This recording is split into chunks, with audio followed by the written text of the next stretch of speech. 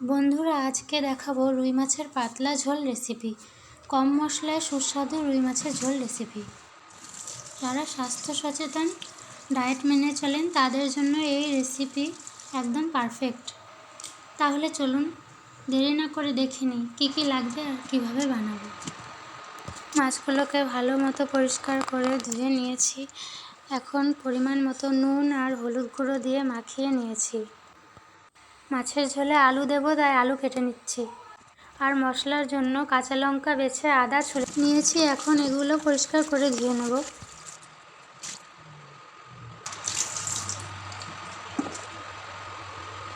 এখন লঙ্কা আর আদা মিক্সার গ্রাইন্ডারে দিয়ে গ্রাইন্ড করে নেব। মশলা তৈরি হয়ে গেছে। এখন ওভেনে কড়া বসিয়ে দিলাম।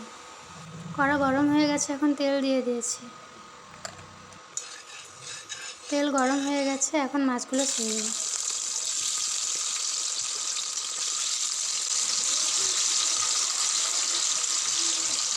মাছের এক পাশ ভাজা হয়ে গেছে, তাই উল্টে দিচ্ছি।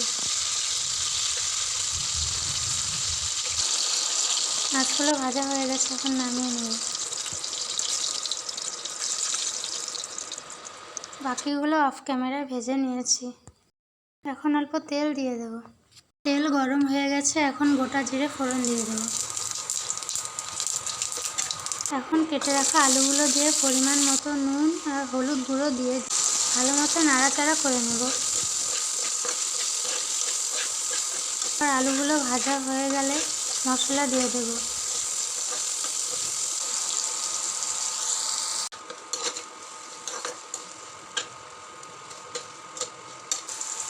আলু ভাজা হয়ে গেছে, এখন লঙ্কা আদা বাটা আর পরিমাণ মতো জিরে গুঁড়ো দিয়ে ভালোভাবে নেড়েচেড়ে নেব। এবার মশলা আর আলু ভালোভাবে কষিয়ে নেব।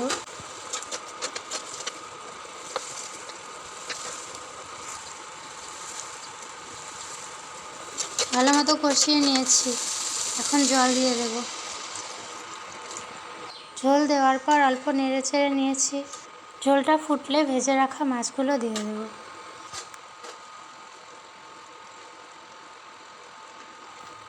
ঝোলটা ভালো মতো ফুটেছে, এখন মাছগুলো দিয়ে দেব।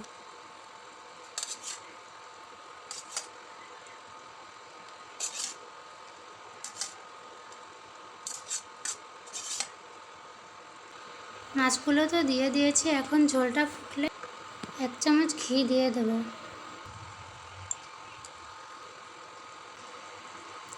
ঘিটা ফ্রিজে রাখা ছিল, তাই জমে গেছে। ঘি দিয়ে দিয়েছি, এখন ঝোলটা একটু হালকাভাবে নাড়াচাড়া করে নেব, যাতে ঘিটা ভালোভাবে ঝোলে মিশে যায়।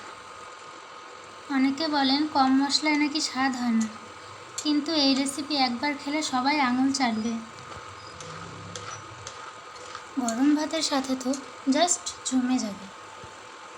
কম মশলায় রুই মাছের সুস্বাদু পাতলা ঝোল তৈরি হয়ে গেছে। ঝোলটা দেখো কতটা সুন্দর হয়েছে দেখতে। মাছের ঝোলটা দেখতে যতটা সুন্দর হয়েছে, এটা গরম ভাতের সাথে খেতে তার থেকে অনেক বেশি সুস্বাদু। ভাত বেড়ে নিয়েছি। তোমাদের যদি এই রান্নাটা পছন্দ হয়, তাহলে একবার বাড়িতে ট্রাই করে দেখো। এখন খেয়ে বলবো ঝোলটা আসলে কেমন হয়েছে।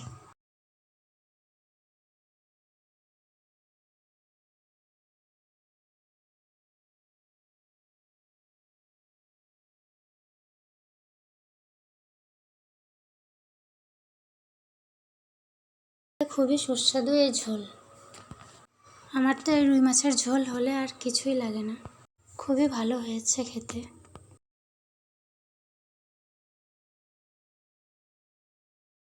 রেসিপি ভালো লাগলে লাইক করো, বন্ধুদের শেয়ার করো। আর এরকম স্বাস্থ্যকর রেসিপি পেতে চ্যানেলটা সাবস্ক্রাইব করে পাশের বেল আইকনটা বাজিয়ে দিও।